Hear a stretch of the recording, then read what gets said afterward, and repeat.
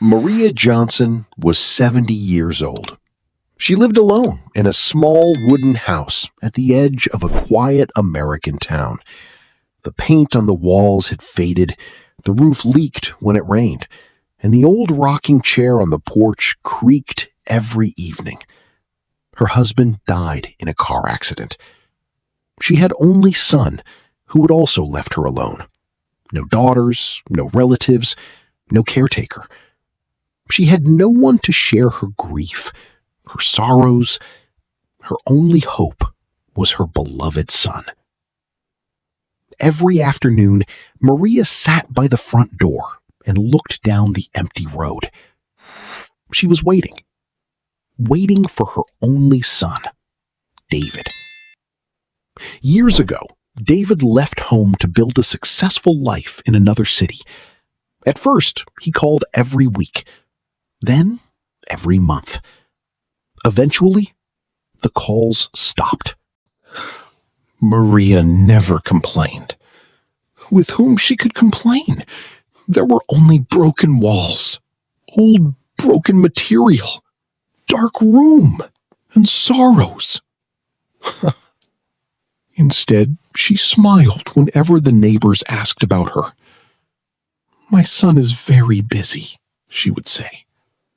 "He works hard. I'm proud of him." But when the door closed, tears quietly rolled down her cheeks. Every birthday, on every ceremony, every Mother's Day, she prepared David's favorite meal. She always set 2 plates on the table, one for herself, one for her son. The second plate was never touched. Instead, she never lost her hope. One cold autumn morning. A letter? Her hands trembled as she looked at the envelope. It was addressed in David's handwriting. She gently held it against her heart before opening it. Inside was a neatly folded letter. It read, "Dear Mom, if you are reading this letter, it means I finally found the courage to tell you the truth. For years, I believed success was more important than family. I kept saying I would visit next month, then next year. I thought there would always be more time. But life taught me a painful lesson. I lost my job. I lost many friends. And I realized that the one person who always loved me without conditions was you. I am ashamed that I wasn't there when you needed me. I remember every sacrifice you made, working long hours, skipping meals, buying me books instead of new clothes for yourself. You gave me everything, Mom. I gave you silence. Mom, I'm coming home. Please forgive me. Your loving son, Daniel." Maria read the letter once, then twice, then a third time. Tears streamed down her face. For the first time in many years, they were not only tears of sadness. They carried hope. She carefully folded the letter and placed it inside the personal book beside an old photograph of David as a little boy. Every morning after that, Maria cleaned the house. She repaired the broken fence with the help of a neighbor. She planted fresh flowers beside the front porch. She even baked David's favorite apple pie. Every evening, she waited by the window with a gentle smile. Days turned into weeks. Weeks turned into months. David never arrived. One rainy afternoon, another knock came at the door. A young woman stood outside, holding a small package. "My name is Emily," she said softly. "I worked with your son." Maria's smile faded. Emily lowered her head.